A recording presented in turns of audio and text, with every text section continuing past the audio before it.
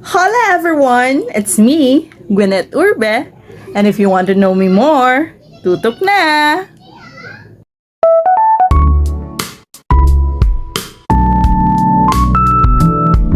Oh, by the way, my full name is Gwyneth Palasan Abugatal Urbe.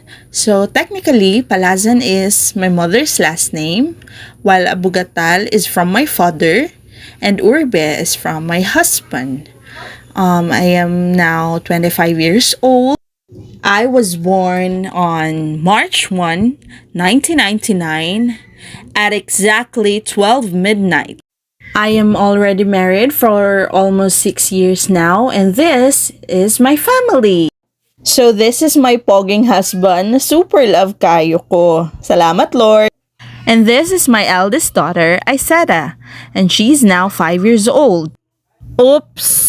Sorry guys, murag bad mood akong baby girl among youngest na si Zenep Orbe.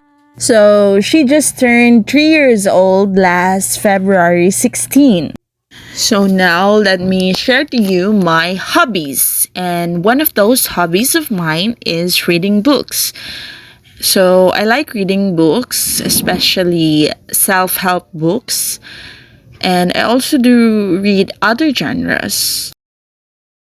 So aside from reading books, guys, my other hobby is working out. So ginapaningkamutan na ako na at least 3 times a week is naka-workout ko, either jogging, walking, or home workouts. Credits to my husband in recording me during this time, and napod me video no nga ga-jogging me kaming duha.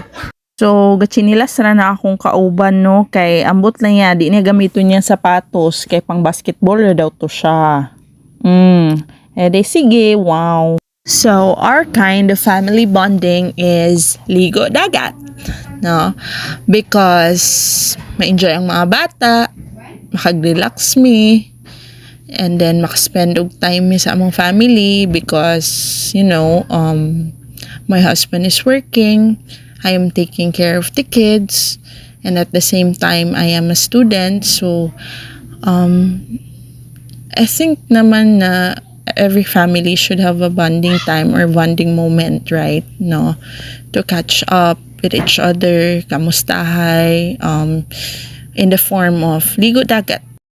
So that's all for tonight, guys. Thank you for watching. Bye.